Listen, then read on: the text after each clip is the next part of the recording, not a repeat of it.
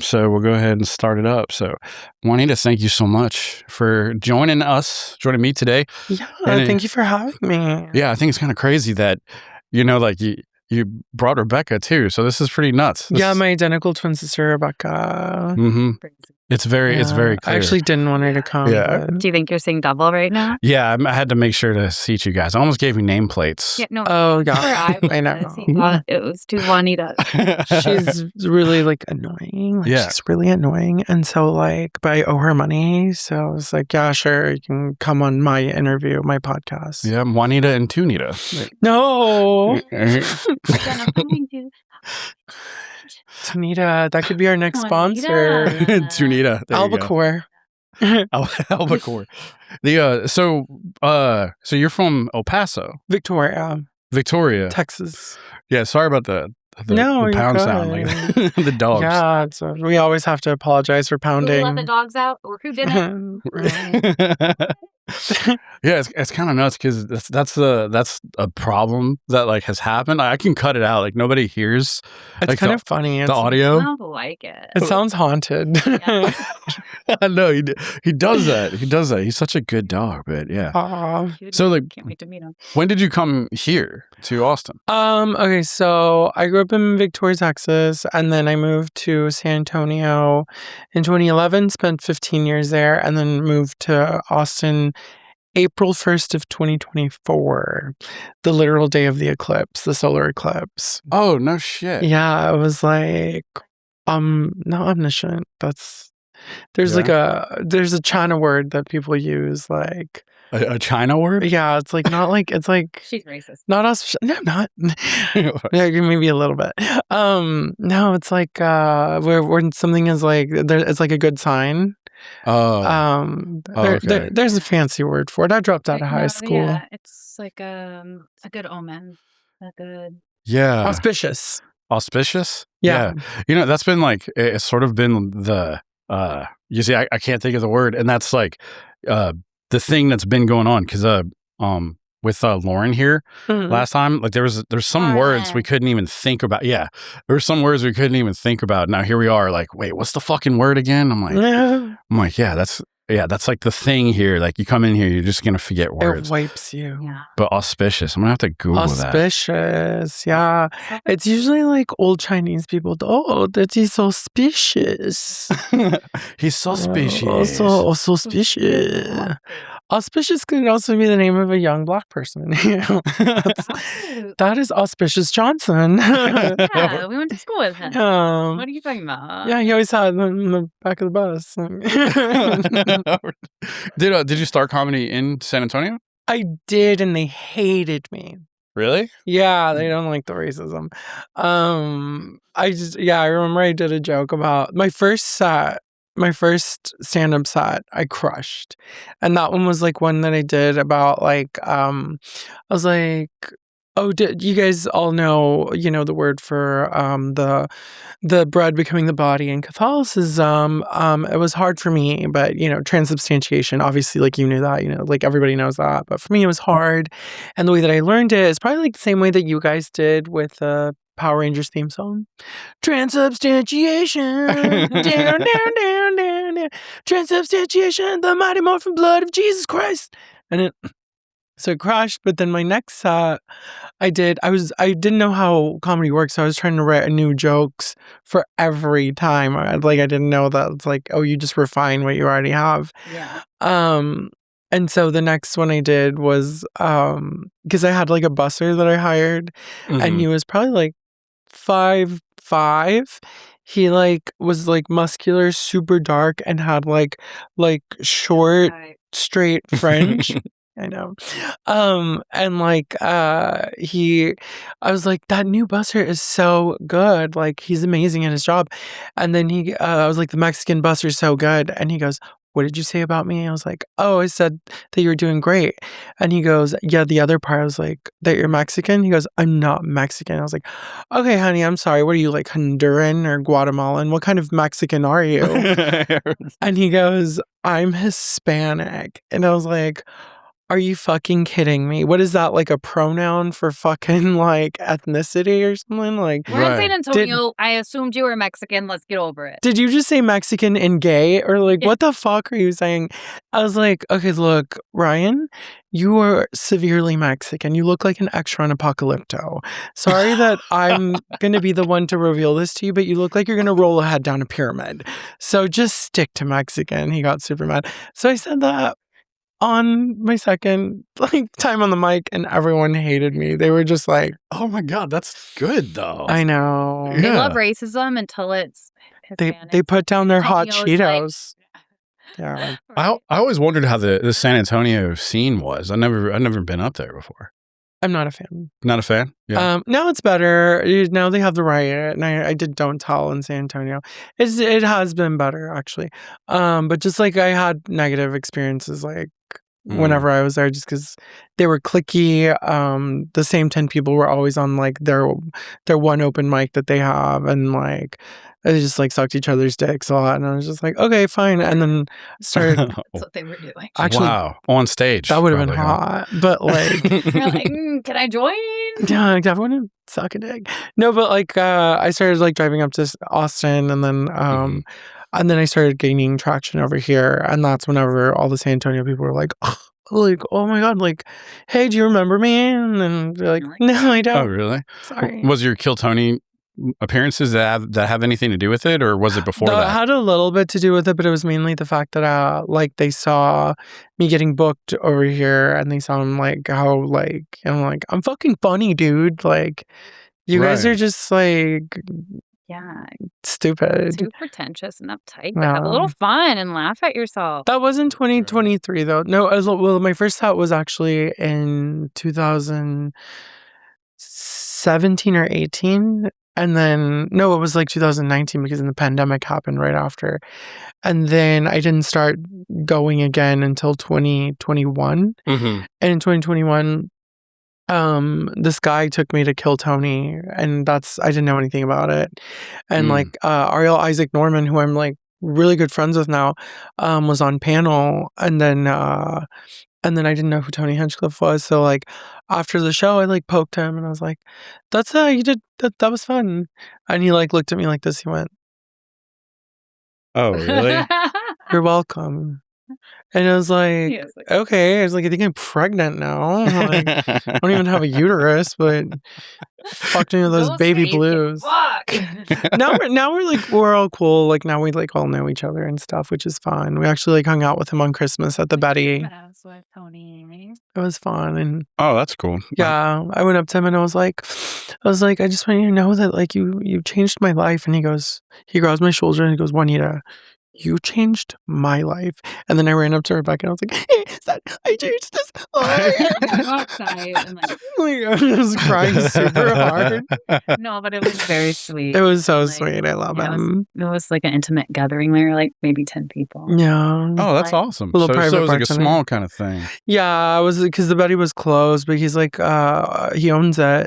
So then he hired a guy just to like bartend, like basically for like 10 people, and it was super fun. Lauren was there too. yeah. and he was Tony was DJing, and like Lauren was there. It was a blast. It was It was a fun. great way to spend That sounds like a Christmas, blast. I would say. Yeah, that sounds like a blast. I don't really ever do anything for Christmas. You know, like me and my girlfriend, like we'll kind of do like, Christmas things with her family and stuff like that, and I love that. But I've never been to like a Christmas deal with with comedians. But I did spend New Year's at the Creek once, and that was kind of fun. Was it this New Year's? No, it was a couple years ago. Oh, how long have you been here? I would say like 23. Since 23. Okay, so relatively new. Relatively new. Yeah. So, but how long you been doing comedy? Like 3-4 years? About 2021. 5 years now. I keep saying 4 years, but I forgot that time keeps moving. Yeah. Oh, that's pretty good. Just 5 years. Yeah. Yeah. What have you learned since beginning, like from the start up until now? It's like polyfaceted. Like there's so many, like you work on the same material over and over again, then like you start refining it. Mm-hmm. And then like once it's like well polished and established, like you start on your new one and like your new jokes, and like it has like its pattern of behavior. You like also like read the crowd.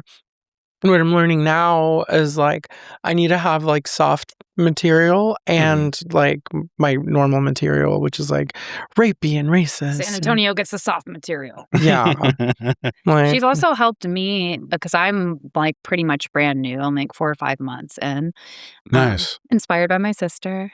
Oh. But she's helped I lost me you there with, for a like, second. Putting the fat, especially as like a new comedian, when you only have like a few minutes, like getting down to the nitty gritty and like getting rid of the excess. She's really good at that. But what prompted you to start to begin with?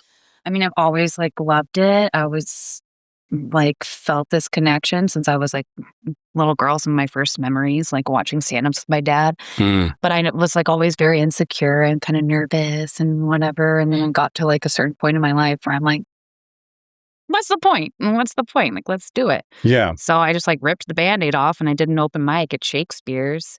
And then kind of after that, I got this high, this like adrenaline rush, this dopamine hit. And I'm like, I'm going to keep doing that. And I kept doing it. And then I ran into my sister. There you go. So no, we were sisters. Yeah. She took her glasses off and I was like, oh my God, is that me? Like, why am I wearing that fugly dress? Like, it's my thought. It was like sisters from first sight. And did you do the suicide mic, or did you do like a different open mic at Shakespeare's? It was like just a random open mic. Gotcha. Yeah. I don't know what day it was. I just know I went up and I did it. I kind of blacked out all that. Oh yeah. So I know it's gotten better. Now I don't black out while I do it. Awesome. Yeah. And not from like alcohol, but just from like nerves, Now I'm like, okay, I'm a little more in control. Yeah. Yeah. The first time is, oh man, I don't even remember my first time. My first time was at the Creek. And oh, wow. I didn't even know like really what a joke was. I kind of just assumed that, all right, I'm just going to go up and just tell funny stories. And then I immediately was like, that's not a thing, Yeah. It's always funny to me to see like the comic that's like new that goes and like sits on the stool and starts like talking to people as if they know who they are. It's like nobody fucking knows you or gives a fuck about your life. So just write a fucking joke that's short and quick and funny. Like, yeah, Austin kind of has a community, doesn't it? Just of just very specific comics, yeah. But have you noticed like a trend in the way that jokes are told here in Austin? Yes. There is like the whole crop of like guys that do like trans jokes. There's like a shitload of like, I don't believe they're comics. And like, if this rings true to you, probably for a reason, but like not you specifically, I mean, just like the people I'm talking about. There's guys that like they move here and they're like they hang out around Creek for a little bit and then they're like, oh my God, I think I'm gonna start comedy. But it's just like they like the hang, they're the people that like you never see clips of them. There's just pictures of them with microphones on stage. Oh, there's a shit, and it's like you're not really a comic. Like you don't really like this. And then there's like the people that see like the fame that comes with it. So then they start doing Killtony and signing up for stuff because they want like they want that, you know, they want like the clout from that, and then they want to promote their bands or they want to like go into acting, and that bugs me because I'm like, I love stand up. Like I saw Maria Bamford when I was like 8 or 9, and I was like, oh, she's amazing. I'm gonna do that. Like I'm gonna be her. And sometimes like how people like tend to go into like their like Shane Gillis-isms and Mark Norman-isms. I have like Maria Bamford-isms and Nikki Glaser-isms because those are the ones that I like. Yeah, I love Maria Bamford. Oh man, well, I used to like a long time ago when I was watching her stand up, I was like, man, she's just incredible. I love that she can switch from that awkwardness that she has into like just this corporate lady. Yeah. And just be like this ruthless lady and then just switch back to this awkward like little thing and just shrink back. I love Maria Bamford. It's such a good like natural like mislead. I said like her like female boss where she's like, hey girlfriend, I can hear it now. I'm having a party and I want you to come. There's lots of men that are gonna be there and they're available. Take their coats, park their cars, and speak only when spoken to. And so like I wrote a joke that's like actually like a real life thing, which I should have been fired as a manager so many times. My African American employee Floyd was like cooking, and it was like an open expo kitchen. So I'm like watching like people come in and the hostesses and then watching him cooking. He goes, what do you think we would have been in the 1800s? And I'm like, I don't know, Floyd. Like, and he goes, I'm black. I would have been a slave. And I was like, oh, that is terrible. I was like, oh my God, I'm Spanish. I would have been a slave master. That is also terrible. But you know what? I would have been a fun slave master. Like I would have let everybody keep their African names, and I would have had like appreciation meetings. And then I go into like my corporate was like, like, okay, I want to thank everyone for coming. The reason that we've gathered you all here today, I know you didn't have a choice, but thank you, is because our cotton profits have tripled in the last season. Thanks to your new supervisors, Kunta, Ashanti, you're coming in the house. And then so like, you're coming in the house. Yeah. How can you call that racist? I know, it makes slavery fun. Like, that's really good. Fun again. The other really what slogan should be. The other slaves would have been so jealous of like our slave house. Ours would have been so fun. So jealous. That is good. Yeah. I wish we could go to that plantation. Right. I hate this one. Juanita's like famously not attracted to black men, so like they wouldn't even have to worry about getting raped. Wow. I know. I would never rape. Like, wow. Like I've never had a rape, but like I would never like. She might breathe, yeah, but not rape. Not rape. What was so as a new comic, like as a new like open micer, that kind of thing? Like, what have you learned thus far about joke writing? Definitely. I guess to like piggyback on Juanita, no homo. Yeah, it's okay, just like you don't have to write something new every time. To take it in and like rework it, see how it works with different audiences, and then trimming the fat. I'm a wordy ass person, and I love writing, but Juanita's helped me so much with that. And then just get out there and like do as many as possible, as much as possible, and have a really good big sister that guides you. Yeah, I don't like it when you say big because it makes me sound fat. But, sorry, you're not a big sister. She like by 2 seconds. Thin like sister. I don't know. It's thin sister. Right? Thinner. It took a while for them to like unravel the cord around my neck. So like you are a couple minutes older. Yeah, Mom was watching. Yeah, wow. Our mom was watching Roots when she was pregnant with us, and I got inspired to lynch her. Yeah. Right. You're sitting there like making a shank from one of her ribs. That can only be one. Yeah. Is that why I'm missing a lower rib? That's crazy. I know. I should have done it to myself. You know, like. Yeah. Do you have it now, or crazy? Maybe. Do you have a favorite spot or like a favorite mic that you like to go to? Yeah. I love performing at and I've only done it like a few times at Sunset. Sunset's super fun because it's like a packed house. It's like really challenging. Whenever the roast battle is also like super fun. I just crushed Feminem. That was oh man, it was good. The microdosing chemo. Yeah. I was freaking down. Were you there for that one? No, That's but all I watched that they clipped. Yeah. She fucking slayed. They tried to make it look a little more even on that video. Who put the Comedy Curated. Comedy Curated. Shout out. However, if you were there, it was brutal. It was just like, I know. And also it made it a little better for Russell because they like, captioned it. You could see what he was saying. Like he didn't enunciate as well, but like she just came in zinger, zinger, zinger, zinger. It was like, oh shit. Who's gonna like take this baby boy home afterwards? I was gonna say I lied a little bit earlier. I raped the fuck out of Russell. I'm so sorry. Like she did though. I know he had, but she raped him. He went home and had a sad bath. Like I definitely. But Tanner was there right behind him, pushing him off.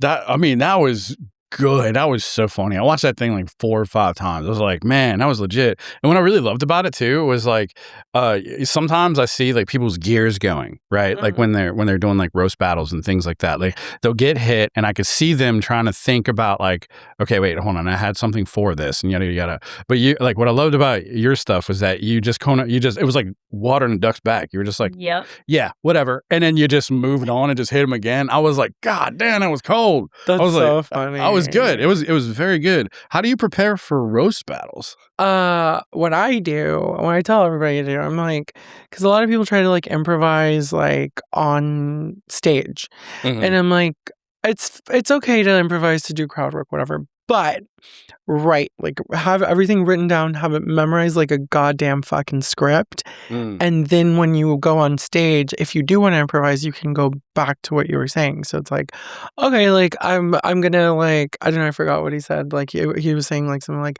Juanita has a lot of balls or something. I was like, definitely more than you. That was like improvised, but then the rest was like rehearsed like over and over. I rehearsed with Son. Yeah. So what's the process? I'm sorry, I didn't mean to interrupt you. Yeah, I know. The process of writing? So what is it like? Do you get booked and they tell you that, okay, this is going to be a roast battle and you're like, you know who you're going to battle. Yeah, typically, for a couple of weeks, like on the 13th, I'm going to roast Tai Nguyen. He Vietnamese guy, talk real slow. And look, she starts stalking them first. So I go through their trash so we know everything about them. And then we sit down and it's like, dude, why is there so many fucking chopsticks? I know. I'm like, this guy loves pencils. Where's all the lead? Number 2. He even eats with no them. lead in his pencils. What the fuck? Like, how do you write? Also, can you use a fork and knife like our Lord? Jesus Christ. Oh my God. Oh man, does he still have that open mic at his house? I think so. Yeah. In Pflugerville. Yeah. I didn't like. I've heard it mentioned a few times, and I think it doesn't he do it over the internet or something like that? I think he live streams it or something. I'm not sure. What is the show you did that? Oh, that's a great show. The Poke the Bear. Have you been to that one? No, I haven't, actually. It's so much fun. Yeah. Shout out to Tai Nguyen. That is such a good show. So you do your like 5 minutes of comedy and then a room full of like extremely high people start writing roast about you, and then they're anonymous and they put them in a bucket and you read them out loud. Oh, yeah? And it's so funny. You read them and react to them. And if you don't like them, you pretend you can't read. What did I say about it? Which is what I noticed. Oh, wow. Is this Japanese? Yeah. Like if you stumble over they fumble it. Which is totally different than banana phone because people are just like in real time yelling at you as opposed to you being like, I don't like this one. Yeah. She's so fucking weird. Yeah. It'll be like a super funny line like was it like a black guy that was on there and I wrote I was like, who is this live action Cleveland? And I think he like stumbled over it. And I was like, God, that was so good, but you ruined it with your lack of talent. Black tongue. Whoa. Here we go. All right. Can't read. I'm going to clip What? that. It's like, cut that. Rebecca, that was fantastic. Do you ever find that you get nervous for any of this stuff? No, not anymore. This is I have a insane ego. Yeah. Oops. No, not anymore. The only one that I kind of get a little nervous on, and it's not as much anymore, is Killtony. That one's always a little a little more, but the stakes are higher. It's been easier as it's gone on, and I feel like every time something insane in my life happens is when I get pulled. Like my aunt died for the Jimmy Carr episode. My aunt had just died, and I was the day before, and I was I probably shouldn't have signed up, but it was epic and it was good that I did. And then the one with James McCann, I got in a fight with the guy I was living with at the time that lasted until New Year's. And it was but it was insane. I'm wow, all this shit's happening, and now I'm on stage at Killtony.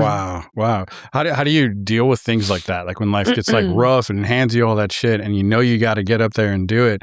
Do you just sort of just refocus? Do you kind of purge it, put it in the back?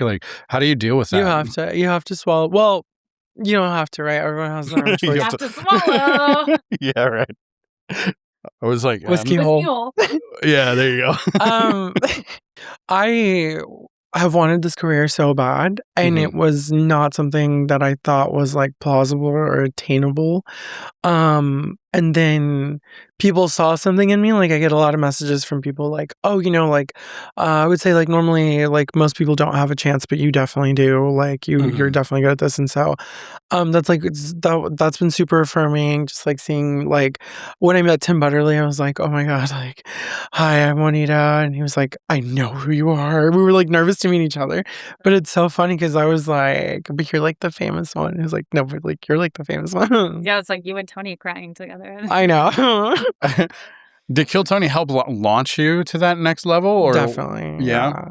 I really was sincere with Tony when I said that, because I think when I saw the show, I was such a baby comic, and I was oh my God, I want to do that. I just and everybody saw something in me even back then.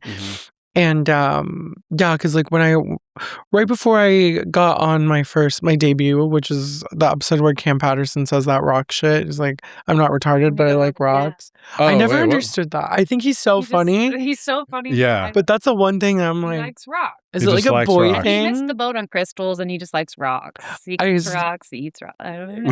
Yeah, SNL now, so I mean, yeah, somehow you I want some of those rocks. Rocks to SNL. I right? love him. We're friends. I told him my slave bit because I was I don't know how this is gonna go with the blocks. Can I run it by you? And he we were in front of Creek, and he ran around the block. He's oh my God, that's funny as hell. That's my favorite. Oh, yeah? Black people that's not funny as fuck. Really funny. You have to stop and you have to run around. I do that too, but it's funnier when a black person does. It's the best. Oh yeah, we do that.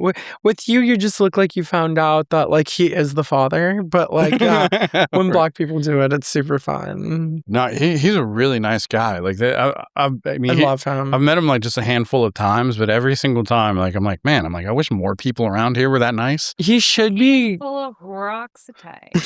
Yeah. He should be cocky as fuck, but he's never been. He's always been super kind and sweet and humble, which is I think main reason for his success. Yeah. And then after my appearance with Sean Gardini and Tommy Pope, he walked by me, he was everybody talking about that shit. And I was oh my God, thank you. Everybody fucking talking about it. My mother should be fucking talking about you. And I was oh my God, thank you. Oh man. So you see Killtony, the show, and then you just one day you're just I'm gonna go just sign up, I'm gonna try to be on it. Yeah. Yeah. And then you get on there, and then it's just history. Yeah, well, I bombed my first appearance. Oh yeah, because wasn't that the one at the stadium? The stadium. Yeah. So that was the Rocks thing. So I did the open mic, which retarded. I didn't know that Joe Rogan owned the mothership. I didn't know how important it was. I didn't know shit about it. Mm-hmm. It was just like, shit. Yeah, I didn't know that hundreds of people moved here from like all over the world just to sign up for Killtony at the mothership, right? Yeah. I was just still like in my little like I'm a country trans. Like I was like in like my little mindset of like, okay, it's at the Vulcan now, and then I guess they're taking it to this new club, which is probably nicer. Oh, they're not letting us in anymore. Wow, there's a lot more people signing up. Like, and then like not realizing it's like hundreds of more people, and then they're all like, you should sign up for the open mic, and I was like, okay. So I signed up for the mic, crush it. But just thinking like, oh, it's another open mic, just like all the other open mics I'm doing. I'm not even thinking about being booked or anything like that. Mm-hmm. And then afterwards, Monica Parsiak, one of the producers, is like, everyone's talking about you. And I was like, why? Because I was like, sign up girls tell me that everyone's talking about like all the other sign up girls, and not realizing she's a producer. Oh, wow. And she goes, is it because you did really good on your appearance at the mothership? And I was like, oh my God, is it on like YouTube or something? And she goes, no, but I'm telling you that it's, you know, it's a big deal. I was like, okay, thank you. Over my head. So then the night of the arena show, I had written down, and this is probably like some of the gayest shit I do. I wrote down, not gay, we like men, but I wrote down Tom Segura and Joe Rogan are going to be my guests, and I'm going to blah, blah, blah. And I like manifested it. Mm-hmm. So then whenever that day came, around 9:50 in the alley, that's when normal Killtony was done in 2023. And so I was like, I looked at my sister and I was like, they're about done. Yeah. Like, there's nothing more going to happen here. And then Colt comes out with a huge sign with my name on it. And I was like, fuck. Like, right when I let my guard down. And then, like, I just like, my heart was pounding. When I got on stage, I look over and I see Joe Rogan and Tom Segura, and I was like, oh, wow. How did I do that? And then my soul. My dream, I manifest. I will manifest. I will manifested it. Yeah. No, my soul came out of my head. So I remember looking at everything, but from like the top of my head, and I didn't say anything that had to do with my joke or anything. I was talking about being from Victoria, and like I'm moving to San Antonio, and I got booed by 3,000 people. I was like, and I was like, ugh. And then Tony was defending me. He was like, let her speak. And then I tried to go into it again, and I was stuck on talking about where places were, and and then after he was like, I'm sorry, Juanita, I can't save you. And he was like, what's your love life like? And that's whenever I said, not great. The last guy I hooked up with took forever to get to the point. And then they were like, are you fucking kidding me? Like you? And Tony was like, yeah, sounds like you both need a little snap. And like, it was like, it was funny. They were like roasting me. I was like, yeah, I was like, I know. I've been sexually assaulted before, and actually that was better. And then Joe Rogan goes, that's pretty funny. Why did you just say that? And then like, I was like, are you nervous? And I like looked out at 3,000. I was like, yeah, just a little bit. Did you? How did you feel about the aftermath of? I had adrenaline for a week. I was like, that. And like I remember like dropping drinks off to like my like employees' tables for like customers, and the like the glasses were like shaking, and I was just like, oh. And then like it lights a fire under your ass whenever you bomb, because you need the redemption. Right. A lot of like upper level comedians like that were like cool with me started snubbing me. So then like I'd like walk by like, hi, and they're like, hey. Oh, really? And yeah, but that's like kind of like the comedy like culture a little bit. Like that's why I try to be like nice. I want to be nice to everybody, and it's like, but then also like sometimes like even though you want to be nice to everybody, like you can't put everybody on everything. Like you could be it's nice, like you're just not there yet, and you're funny, or sometimes it's like you're just not. I don't think this is for you, you know? Right. Like, did you seem to experience like any kind of backlash from like the internet and totally like that? Yeah. So how do you like personally deal with all of that? It's hilarious. Like you have to have ego death to be able to like do specifically comedy. Mm-hmm. So you have to be prepared for what they're gonna say about you. Like they're gonna call you fat if you're fat. They're gonna say something about you stealing if you're black, you know, etc. Mm-hmm. And like aside from that, you like you embrace it. So you embrace the shit, you know? So, like, somebody said that, and you guys can look this up on Reddit, that I looked like Carol from SNL, which is a character played by Horatio Sands. Oh, yeah. And he has, like, a blonde wig. And Oh my God, I have to see that. he's dating Colin Farrell, and they're at a sex party. Okay, winning. Yeah, and then Colin Farrell. yeah, and he's like, I don't want to do this. I just want to go home and make love to you. He's like, I want to do this. And it's like, and everybody goes through their names and their safe words. And they're like, I'm Stephanie. I'm Bob. Carol. Like, it's so fucking funny. I was much fatter back then, so they nailed it. It was after the Gardini episode. And like, I did look like Horatio Sands dressed as like... We have to watch that after. It's so funny. I vaguely remember that. And she fucking forgets everyone's names. Like, I forgot everyone's names. Can we do it again? And then go through like the names again. Carol. That's hilarious. I think what's really like inspiring too is that like I know because I've seen it too. Like there are thousands of comics who get up and they bomb and they see like and seldom like do they ever like return, you know? And you like, you know, I hate to put it like this, but there's a point to it. But like, yeah, you bombed at a stadium, an entire stadium, like, you know, something that most people would say, all right, fuck this, dude, I'm out, and they'll never return. But you've been on there, what, like 6 times? That's really awesome. I know, I should have killed myself, but I didn't. The comeback story. Yeah, because now you're like, it's almost like you're a bucket pool regular. Yeah, you know? I get pulled more than the fucking golden ticket winners. Yeah. So why did you decide that what I'm going to do is I'm just going to keep going? Like, what, you know, I'm just like that. Like, especially if somebody like challenges me not to, because I went to San Antonio, and the guy that originally took me to Killtony, I ran into him, and then he hugged me and he goes, "This is so good because now you can stop trying." And I was like, "What? Wait, what? Motherfucker, I will watch me."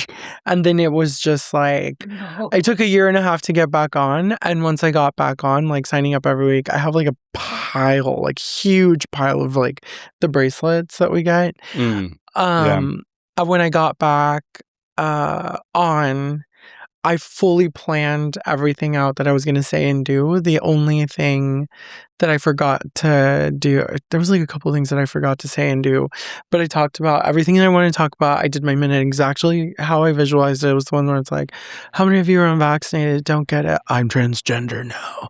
And like, so I did that. I fucking talked about Rick Diaz's penis, like made sure to, I was like, when you like wrong me, I will fucking come for you, and it'll be so public. My favorite, I coined this. She is the Taylor Swift of comedy. Like, if you fuck her over, everyone will know, and they will know your first and last name. And she's not going to write a song about it. She's going to roast your ass on the mic. Yeah, you don't want to fuck over a comic, but you don't want to Juanita. fuck over. Juanita will use your first and last name. Yeah. Like, that's what I was going to say too. I was like, yeah, but you don't want to fuck over somebody who continuously like comes back. You know, it's like, that's like. She'll say it on Killtony and it'll go viral. And you might get a divorce. Whoopsies. Yeah, because Killtony's not easy, you know, not easy to begin with, you know, but I think it's really cool. Like, what was something that you kind of like learned throughout your multiple appearances about it? So funny. I was talking to Kansai Yasuda about this because my last appearance, I want to do the fun slave master thing. I'm not going to do it because the advice that I've gotten is like, you need to focus on like who you are as a person to everyone. And then once they really get to know you, like they know you, then you can be, you can talk about whatever the fuck you want, but they really have to have a sense of like knowing who you are. So I'm going to talk about, I have a joke that I've been working on where I'm like, I asked like the crowd, I'm like, how many of you have a vagina? I'm like, woo. I'm like, lucky. I want one so bad. I see like women like getting vagioplasties. They're literally trimming theirs off, and I'm just over here like, you didn't finish that. And then after going to like, some people don't like the trans thing. Sat next to a comic, and I was like, hey, how are you doing? I've never talked to you before. And he looks at me and goes, no. And I just thought, oh my God, like, how did he know that I was going to rape him? I was totally going to rape that guy. I'm like, so I'm going to do that. But that's one thing. And so I was talking to Kansai about it. I was like, yeah, I don't want to do a trans thing, but I'm going to do a trans thing because they want the trans thing. They want to see the monkey dance. And I'm not Black, so I'm going to do it. And Kansai was like, yes, Juanita, because I do not always like doing the Japanese. Oh, Japanese, ramen Japanese. But I know I have to do this. And I was like, oh, okay. You know, I was like, at least I know that, like... for, like, that minute. Yeah. My compatriots are with me. Yeah. So. Yeah. What I love about it though is that you have something like that to like kind of go on. You know, like I when I was up there, I was like, I didn't even think about the interview. I didn't think to like prepare for the interview. Do you ever? That's the most important, right? I know. It's like, man, I really should have done that. Do you ever prepare for the interview? Yeah, I prepare for the interviews, and like I've been debating on like because I like the guy that I just lived with, we had like a domestic violence shit, but I also don't want to like hurt him or anything. Like it's over and done with. But I just like talking about what I'm going through. And one of the things, so he's like a jujitsu guy, and I'll just tell us because so I lived with a jujitsu guy who was like semi-pro MMA fighter at one point, and I didn't talk to him for 3 months because I was like upset with him. Like literally not a word. Like we lived together, wouldn't say a word to him. On New Year's Day, I got home at like 3 a.m. and there was a huge hole in my door, and like half the door was missing. There's debris everywhere, like the bottom under the knob. Yeah, I broke a 3-month silence by like opening his room and going, "Didn't tell me about the hole in my door." And then he was like, "I thought you did that," and I was like, "Okay, you were still here when I left." And I was like, all right. So I guess if you didn't do it and I didn't do it, let's assume it was the dog. Even if the dog did it, you still needed to have said something to me. And then we got his dog. We got in an escalated argument. Also, dogs don't punch fucking holes through doors. She's such a sweetie. She's my baby. But her name is not Deborah, but I like to call her Deborah. Yeah, to protect our identities. Yeah. We start arguing because, 3 months of not speaking, and then, like, I never let myself get angry in front of him because I'm intense, and so I was getting intense, and then he kind of was gaslighting me. I was like, oh, like, you're doing a lot. You just, like, hit yourself. And I was like, oh, because you've never done that before, like, say, when you speak to your mother. And then I could see everything. He was like, you just bring up my mom. And like, I saw him just like explode. And also he's like taking fucking testosterone now, which he doesn't even need. So I walked out of his room. He followed. Then he walked back in his room. And I was like, you didn't tell me what you're going to do about this fucking door. And I was like about to open his door. And then he punched his own door and like it cracked in half. It was like a horror scene, but like in real life. I didn't do it. Right? You know what? To be fair, I was on the other side of the door, so it might have been that goddamn dog again. She might have had a running start. That was the best part about the whole. So I had been flirting with this black belt MMA fighter for a while, and then he broke up with his girlfriend's New Year's Eve and just like made sure to let me know. And I was like, I'm completely single now. Get my number. And I was like, okay. So then he was also on the same card that Matthew was on. Yeah. Like card, but like way higher up. Oh, yeah. He asked me, did you make it home okay? And I sent him my location. And then he came over and I accidentally had really loud sex with him. And it was while there was holes in both the doors. Wow. And I was like saying the worst shit. I was like, rape me. Like, Daddy. Such a good jujitsu. I knew. Could never do that. Yeah, rear naked chokes. Oh my God. Wait, were you there? How do you know? Right. Oh my God. Yeah, I heard through the holes. So Rebecca notices because she came over one night and she spent the night because I was scared. And when she spent the night, she was like, Okay, I know it wasn't the dog, but the hole is dog shaped. It had like, and it had little ears. And she goes, it's like you anticipated telling you the lie about the dog and like got a little butter knife and got in there and like carved the ears out. Like obviously it was you need to, Lola. You need to send Trey the picture so we can put it up on the podcast. Oh my God. There's a picture of the dog on the other side of the door. Her ears are back. Clearly, she doesn't have cement ears. She didn't like run through. But once the hole was there, she's like just being adorable, precious angel. But it was just honestly kind of perfectly sculpted. I know. Really got his. Captured really her funny. essence in a hole. Yeah, that's really funny because here like punching shit like that is fucking retarded to begin with, but what's really awesome is that like this is kind of like what do women really think about like when you punch it? Like you think you're being like badass, you're being like all macho and shit, but what they're really thinking is that looks more like a dog to me. Like, it's like, that's not it's like this is unsafe. So let it be known, that oops, it's fucking retarded and nobody takes you seriously.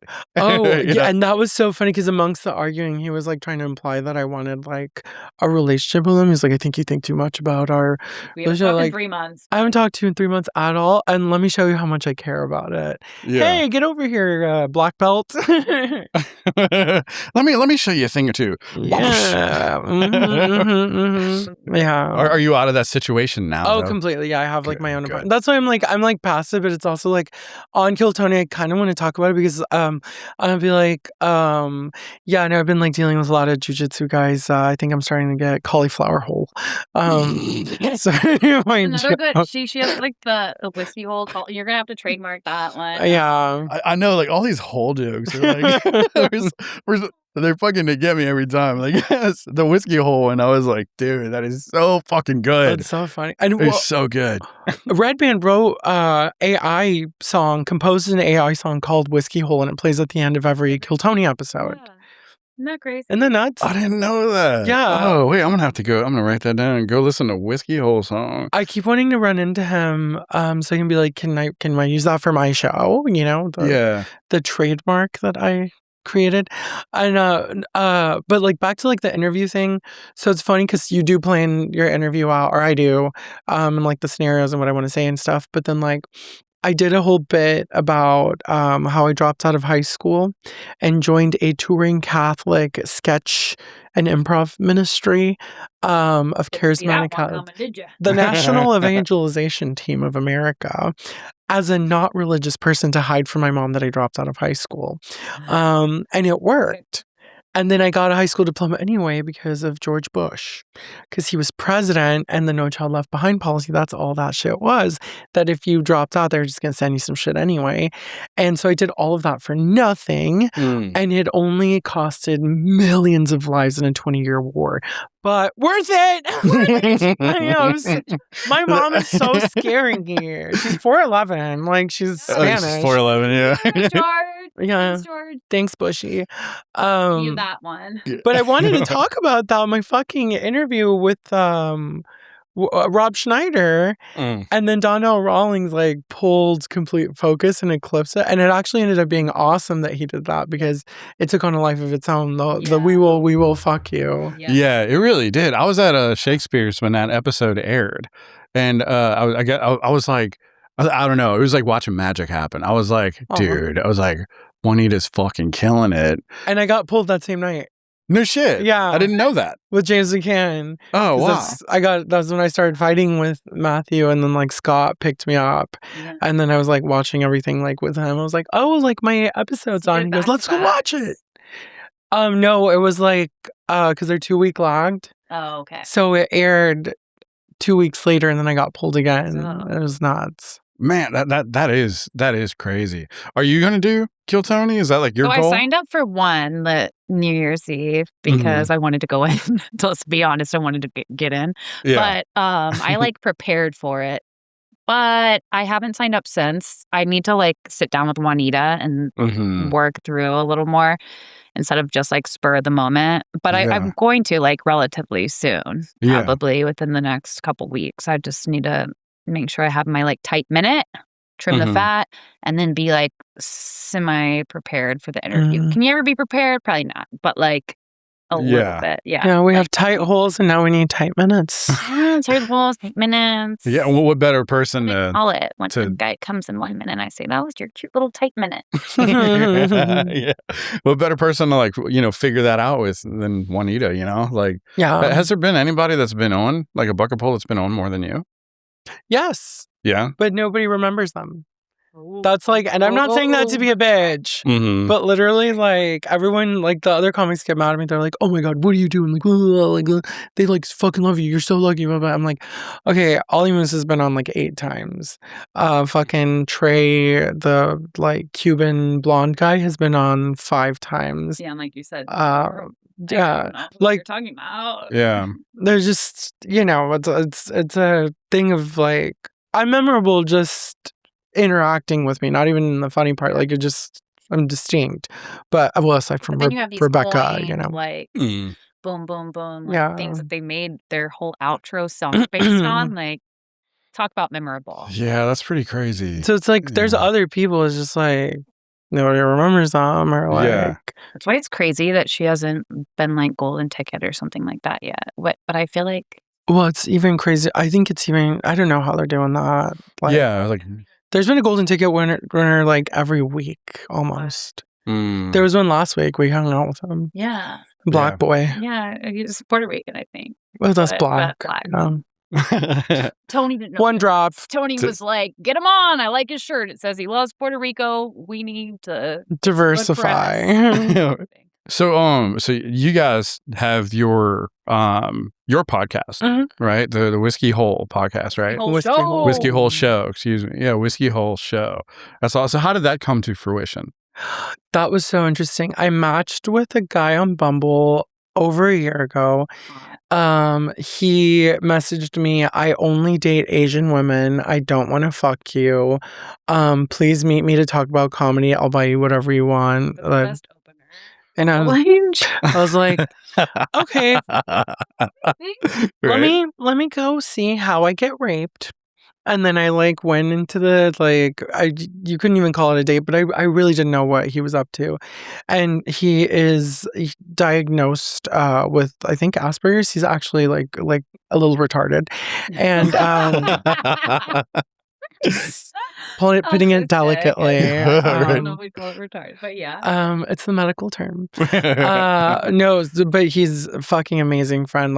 So we started hanging out. We started working on his comedy, and then he was like, "I want to build a podcast studio, and I want you to have a show on it. I want this or that."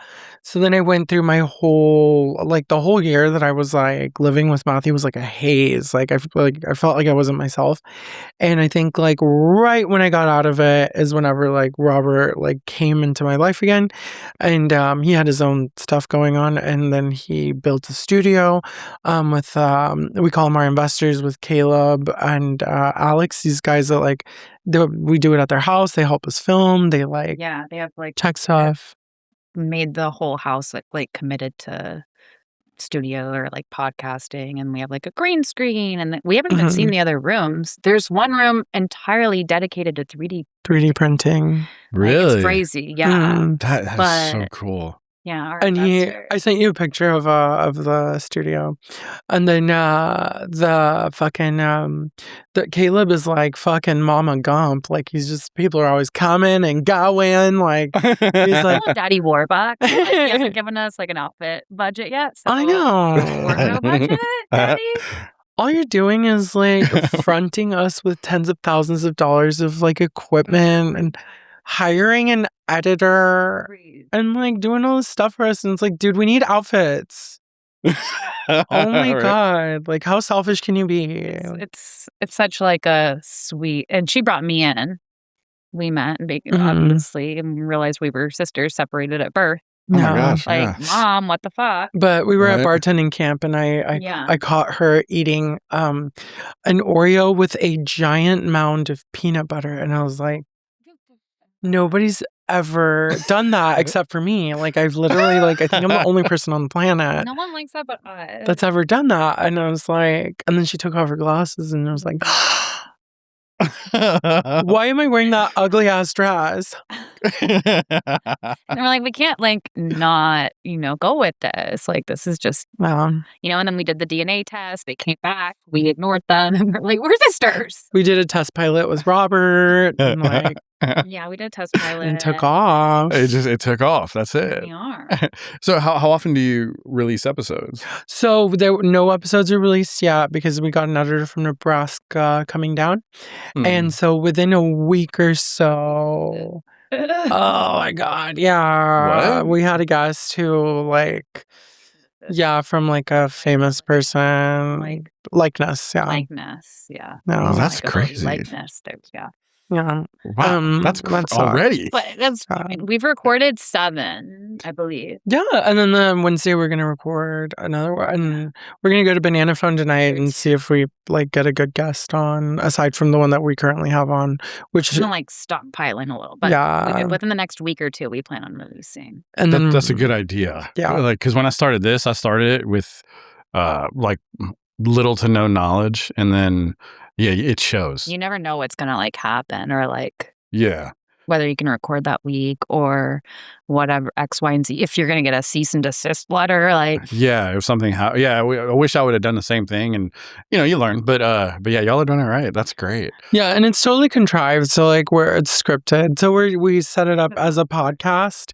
But it's none of it is sincere. It's just us being ridiculous. We got Heath Cordes toy cars and then a bunch of candy. And we've talked with the guests beforehand. Yeah, a little bit of an idea of where we're gonna go with it and if they're comfortable or not. Sure. And then, give them a safe word, Yeah. Safe word. Are we the only podcast that has to give our guests a safe word? Probably. I mean, we're the only people that eat peanut butter on Oreos. That's so funny. We're so weird. We're so weird. But... it's so funny. So Rebecca was seducing Heath, who looks like a little boy with candy. Yeah, I was and she's eating it sexy. And then we bought him a toy truck, and he was insulted by it. He was like, "What the fuck is this?" I was like, "Give me a fucking iPad. Give me an iPod Nano. What the fuck truck?" What the fuck is this? Then he puts it down, and then our next scene, they're like, "Okay, so for the next scene, we're gonna be asking you questions, and you just casually pick up the truck and start playing with it." And he did. He was like, "It's not that bad." That's gonna be great. I can't wait to see. So funny. So as much as our guests allow us, we'll do. Matt Rivera, we did his whole episode was called Matt is Boring, and we were just bored by everything he talked about. So we told him, we asked him how he got into comedy, and we're like, just go. I don't even think we should have told him to just he would have done it.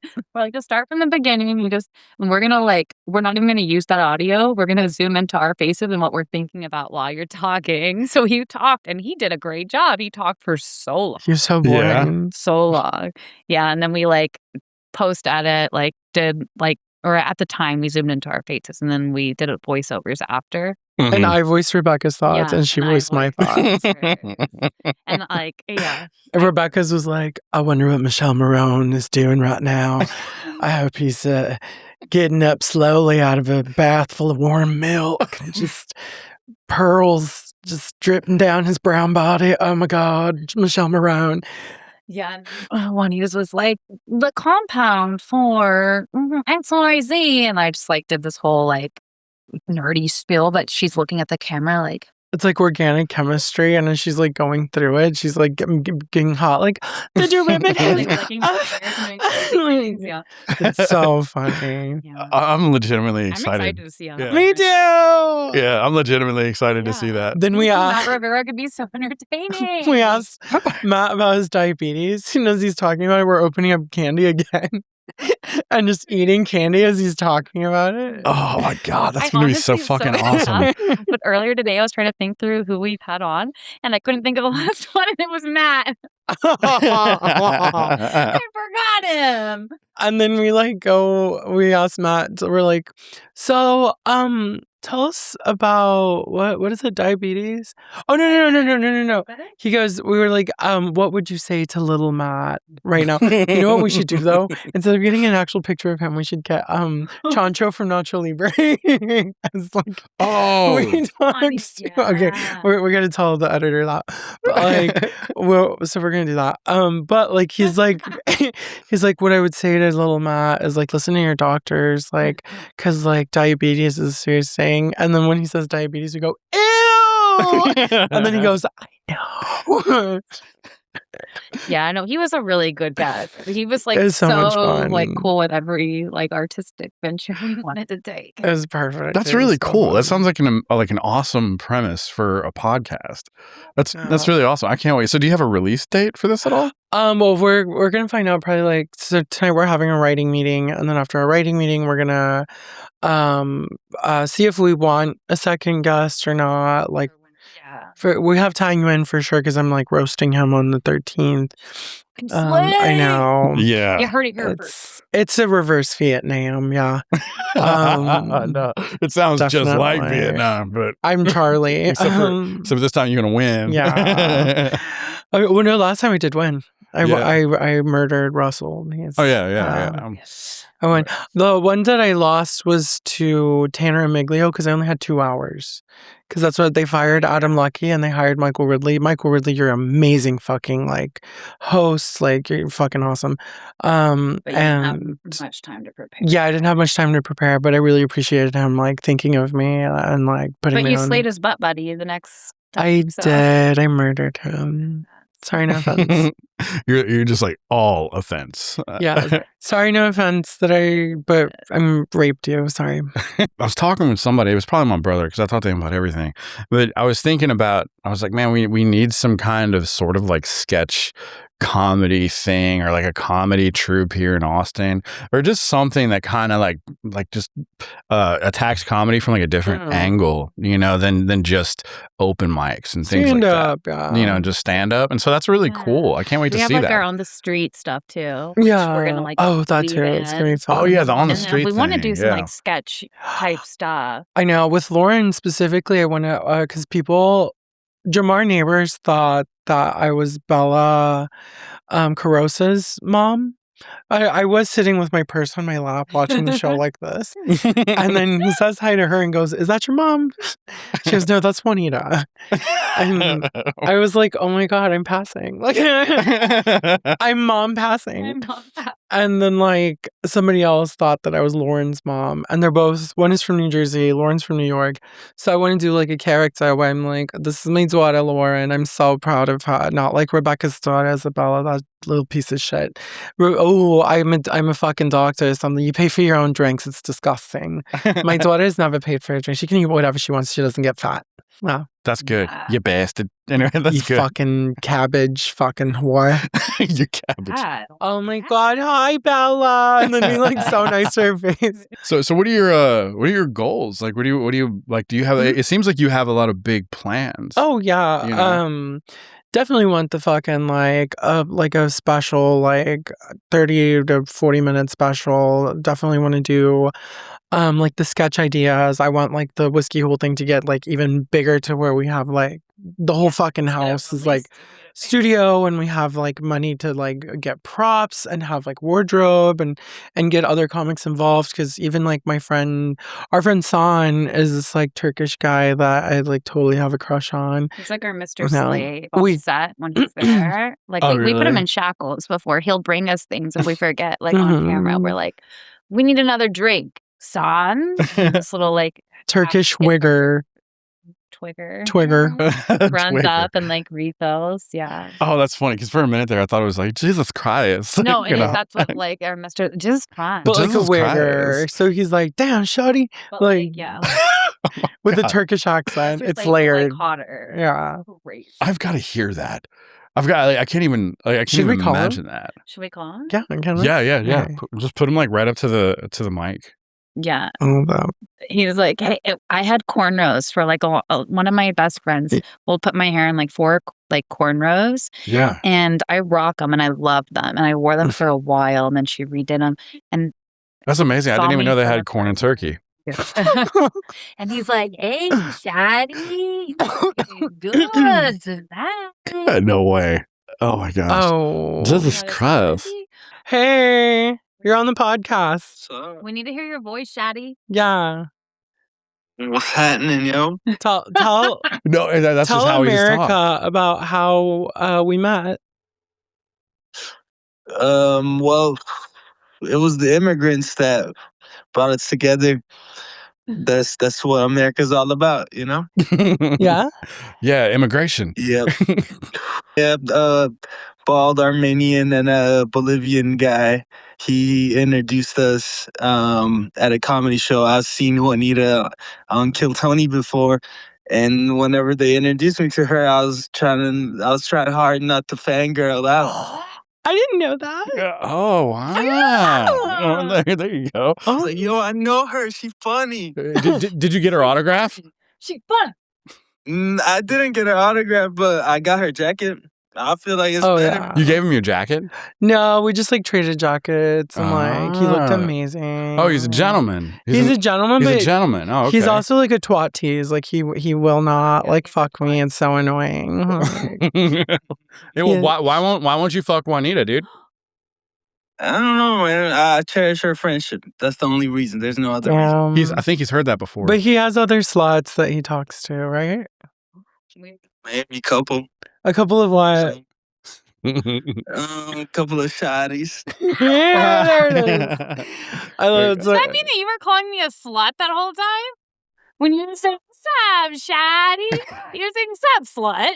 Kind of calls it like he sees it. Sorry, Rebecca. All right, son. I know how you feel now. I love you. We just wanted to say hi and have you on our pod. Bye, Bye, baby. cutie. Yeah.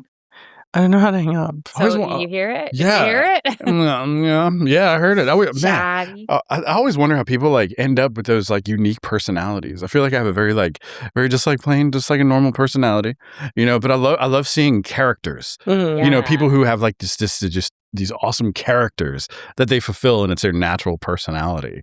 You know, I love that. I love him. I'm totally in love with him. I'm fine with him. Oh my God, stop. And it's so funny because no, he better not. That would be mean. I like mustaches a lot. Oh, you like mustaches? Yeah, like when Her bingo card. well, yeah, he has a girlfriend. But like when I was a kid, I was like, everyone's getting molested except for me. And I heard about these pedo stashes. And San Antonio, like before the mustache thing was a trend, now it's like a total trend and it's like driving me crazy. But like before it was a trend, there was like a guy at the bar who had a mustache, and then like he walked out. I was like bartending, and then my one of my coworkers was like, "Damn, that guy's so hot." And he goes, "The fucking pedophile?" And I was like, "You don't know how badly I wish I was a child right now." Like, oh my God, that is a sweet, sweet mustache. It's not fair. I grew up Catholic too. Like I tried to do the mustache thing for a while, and I just didn't like my appearance with it, so I just decided you have good hair. You do have nice hair. Yeah, that is really flattering. Thank you very much. You know what? Like I worry about it. Yeah. I worry about it. Like, you know, I guess like, you know, when you get older, I guess like, you know, like It looks nice and Yeah. How old are you? 40. Ew. You really admitted that. Gross. But like, Yeah, I kind of had to. but if you would have been bald, you would have been bald by now. Yeah, I write No. in hieroglyphics. Also, like 21 barely. I know, we're young. We have our whole lives ahead of us. Well, not 40. Oh. Not your age. I mean, we'll go to her funeral for sure. Like, Yeah, it's going to be just in a little bit, so I'm planning on it now. you know. Oh. You have really nice hair. It was yeah, I had the best hair. Yeah, I always get worried about that. I always ask my girlfriend, I'm like, you think I'm balding? And she's like, no, fucker. I'm like, no, you idiot. That's so funny. If you I'm didn't have a girlfriend, though, I would be interested because one of my crushes is the cop from Stranger Things. Oh my God. The But what? like, the cop. But Oh, the apparently he's cop. crazy in real life. Yeah, Like didn't- he didn't has she, like some like- crazy like. Well, he was. I don't like that he got Okay. thin. That was annoying. It's like, I didn't even watch the new season. I want you to stay chubby. Oh, that he got thin. You got thin. Yeah. Yeah, didn't like Millie Bobby Brown do something Yeah, like with him to keep apparently, him like, away or put something like something that? out on the set saying like that he was harassing her, like not sexually, but like in general. And then he also went through like a divorce with Lily Allen. Shout out Lily Allen. She's a bad bitch. But like she called him out for like some crazy behaviors and just like different things. So like he kind of got the like runaround. But I think that when they put out the last season, Millie like posed with him and took a lot of pictures and like made a statement that there was nothing weird. And it's like, yeah, you guys want to get fucking paid. Yeah, sure. Yeah. She's like, I'm an adult now. It's not weird anymore. Well, he's a terrible person and crazy. So he probably punches cats in walls. But means I'm gonna date him for a year. His dog runs through so many doors. It's crazy. I used to work at House of Blues as security, and Lily Allen was doing like an all age show there one day, and as she came out, and one of the big things was like, hey, this is an all age show. There can't be any smoking. It was like the big thing. So she came out and she was smoking, and my dumb ass was like, "You want me to go tell her, sir, that you want me to go on stage real quick and tell her?" Like, oh, that's so funny. Of course I didn't, but there, I was like, it would be kind of cool to go tell like Lily Allen, be like, "Hey, there's no smoking here." That's so funny. I don't know who Lily Allen is. She's like a British, like a pop singer, right? Pop, yeah. She has some like good hits. We'll listen to her in the car on the way to. I think after Britney Spears, I don't know anybody. I don't know any of her new stuff, but apparently she dropped a banging album like recently after their little divorce. Well, even with Britney Spears, I checked out after the 90s. I was like, okay, I'm done. I'm like, oops, I didn't do it again. Yeah, oops, don't do it again. Like, this is annoying. What music do you listen to? Oh God, it's like vast. It's so funny. Right before I got here, I accidentally was make-out prostitute. I made out with a guy for a ride here. But he's like in a sorry, it happens with people. Yeah, you took a goober. No, but he was in a metal band, and I was like, oh yeah. I was like, I used to listen to metal like a long time ago. I was like Gideon and Poison the Well and Comeback Kid and From Autumn to Ashes, shit like that. But I also like fucking like Punjabi music, and I love cumbia, and I like flamenco, and I like King Cruel and Cursive and like Cherry Glazer. So like I listen to like a ton of shit. Yeah. And old, like my husband beat me country, not new country. So like we like the Tammy Wynette. Stand By Your Man. Oh, okay. Like the older country. My DIVORCE becomes final today. Yeah, I like being scared. Like, oh my God, I should have played that after my domestic violence. Missed opportunity. He would have heard it through the Deborah size hole. I know. He's from Philadelphia. I would have been proper Southern. Been like, my mama told me not to date a Yankee. I always wonder that, like when I have guests, I always want to be like, hey, what music do you listen to? Because I love just hearing people's like, taste in music, because it kind of like, there's something about like, when people tell you their music style, like you automatically just understand them a little better. Oh, that's funny. You listen to Mr. Music Note? I thought that was a butterfly. This? Yeah, that's a butterfly. Sorry, I'm putting this other on. I know, I was being stupid. And then he actually had a butterfly. You were joking? You? Juanita, that's something like that. Get out. Juanita, joking? No. Never.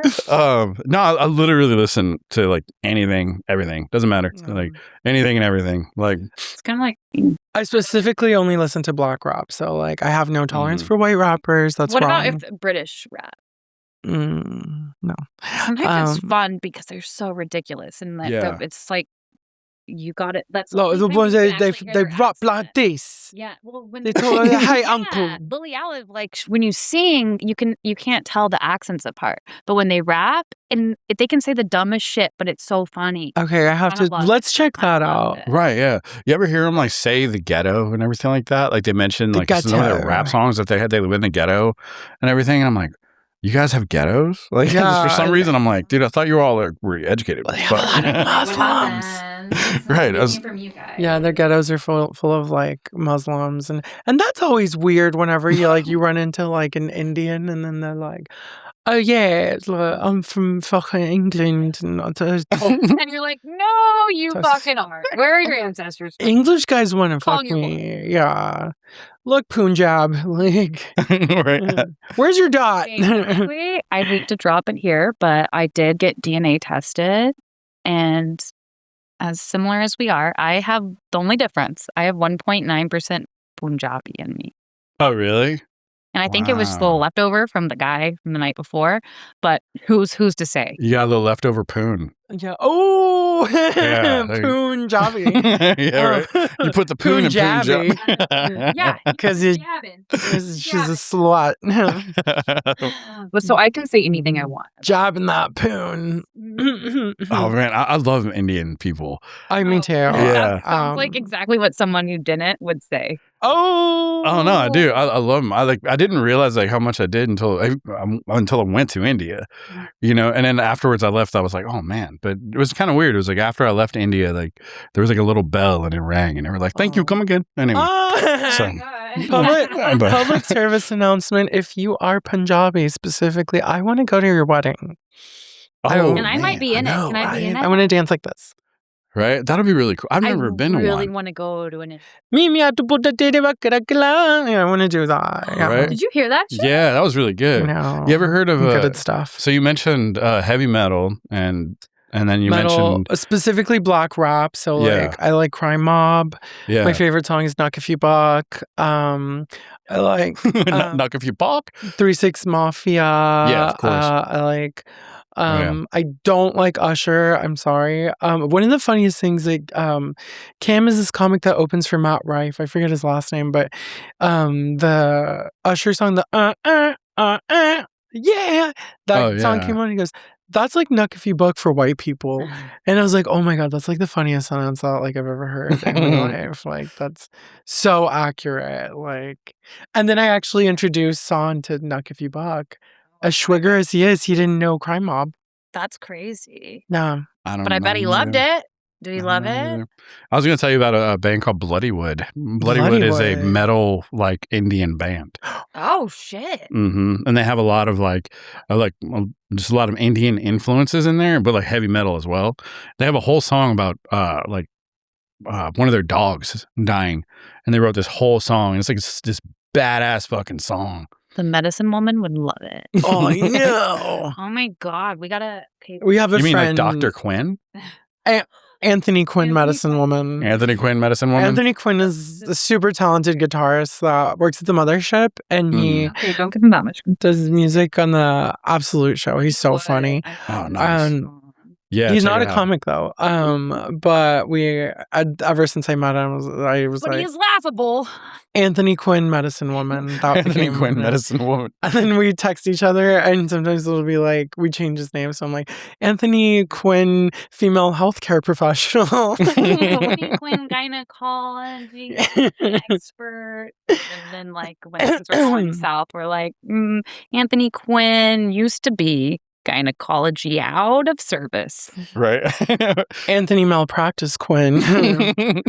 Medicine woman. Yeah. Did I hear you? So did you all meet at like a bartending thing? Is that like a bartending camp? A bartending camp. Yeah. I'm kind of confused. What is that? Our parents dropped us off. Yeah, right. Yeah. We were crying because we didn't want to be there. I know. I didn't. I used to have an English accent. I used to. It was gross. Yeah. Oh, yes, of course. Yeah.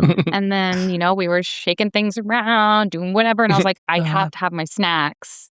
My snacks. So obviously, Mom prepared me my Oreos. And then instead of doing it for me, which is so rude, but she just gave me a big jug of big jar of peanut butter. So I was like trying in between shakes, trying to smear it on. And she looked over her shoulder and saw me and was like, what the? Like, what the fuck? Yeah. I've never seen anyone do that. Oh my God. I'm the only one that's ever done that. And I'm like, And then she took her glass off and they're like, oh my God. You couldn't even tell apart. Why am I wearing that fugly dress? She hated the dress I was wearing that day. But conjoined twins that were ripped apart. I know. Honestly. By the hole. Yeah, the hole. Separated at hole. Yeah, separated a hole. It's a whole thing. It's a bit. It's a whole situation. Whiskey hole. Whiskey hole. Holy shit. Man, well, is there anything that you want to like promote, put out there? Like... Whiskey hole. If this makes it out before the 13th, roast battle. Creek in the Cave. Fuck you, Tynwin. I'm fucking coming for you. You're so fucking stupid. I fucking hate you. Come out if you don't like Asians, and come out if you do. I'm gonna make you. Oh my god! In like our messages, I was like, "What age were you when you came to America?" And he put 5, and I was like, "What the fuck is that? Like 5 months ago?" Like, oh my god, dude, you're like severely Vietnamese. Like, you would talk everything like this. Yeah. Like, what the fuck? China people eat that. I was just watching this Instagram thing about like Vietnamese, like shit the Vietnamese people say, and this guy was like stopping this Vietnamese like person on the street and was like, "Where are you at in life right now?" And she's like, "Oh, on the stairs." And then she walked off, and I was like, I mean, that's pretty fucking funny. I was like, I almost spat too. On the stairs. I'm on the stairs, asshole. Go away. Fuck you. My favorite roast that he did, he roasted Aya Amamir. He goes, "You look like you finger yourself with green beans." Oh my so funny. I'm just kidding about hating you, Ty. I love you. You're awesome. Oh, Continue to book me on Poke the Bear. That's good. That's good as fuck. Well, thank you so much, Juanita, Rebecca. Thank you guys so much for coming in. This, I loved having you here, and I love seeing your success. Thank and you. I'm very excited about Whiskey Hole. I'm very excited. That's a Rob Thomas Christmas mug. We brought these. Get yours today. I found those at me and my girlfriend were shopping for like stuff when we moved in here. We went to Salvation Army, and what a find! Yeah, they had like 20 or 30 of them, and at first I was like, we need to get all of them. Oh, fuck! And then I was like, yeah, no, we could settle on 2. She was like, maybe just 2. No, you should have gotten all 30 and given them away as presents. Right? Yeah, that's what I was thinking. I was like, man, I not told my mom. the other people what the presents were and just let them find out. I'm like, oh my god, you'll never guess what they gave me. A Rob Thomas Christmas. Yeah. What? It's like a Rob Thomas. How can you like something about Christmas time? Yeah. It's like just the weirdest fucking thing. They gave me a Rob Thomas Christmas mug. Yeah, but I'm like, I got a Christmas time one too. Sorry to interrupt. Don't want for Christmas. Comes the Rob Thomas Christmas mug. Yeah, that's it. But thanks for having us. Yeah, I'm so happy to have had y'all. Thank you so much, and I would love to have you guys back on again. Yeah, for sure. We're down. Let us know. Yeah, definitely. But yeah, that's it. That's a wrap. What? Rob.